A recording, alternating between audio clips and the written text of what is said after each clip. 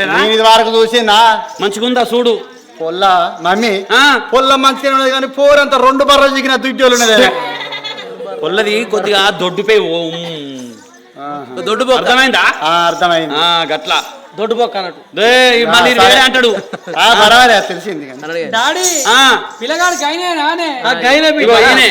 సగం గాలిలో మొద్దులక కర్రీగా పాల్గొంటాడు ఓ నీ ముఖం పాడగానే గట్లా మాట్లాడద్దే అంతేనే మొగ పురుగు బంగారు పురుగు కుమ్మరి పురుగు బంగారు పురుగు ఎందుకే ఇది ఒక్క కాడ ఉంటుంది అనుకుంటానవా 2 రోజులు ఇంటికాడ 2 రోజులు కథకు అంతే డాడీ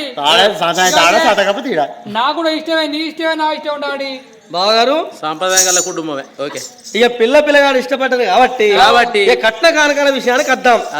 కొడుకో కట్నమాట ఓ మనిషి మాట్లాడు ఇగో ఈ ఇంటికాడ మన ఇంటికాడ మనం కొట్టుకున్నామో తిట్టుకున్నామో ఇప్పుడు ఈ ఉప్పల కాడ గట్టిగా మాట్లాడింది అనుకో ఇక్కడ కూకుండా అవ్వాలనుకుంటారు కదా అంటే అబ్బో పోర్ని నెగలనెత్తదారో అని అనుకుంటారు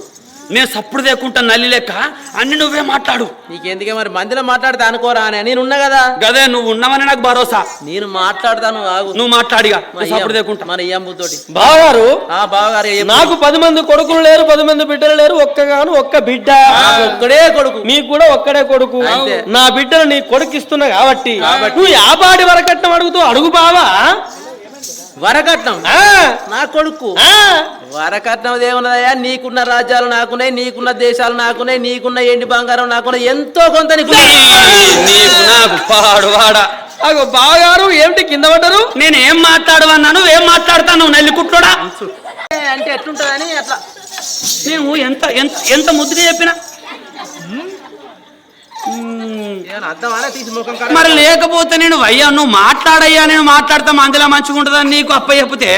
నీకున్నదే నాకున్నది నీకున్నది ఆయనకి వేరే ఉంటది నీకు వేరే ఉంటదా మన భూములు వేరే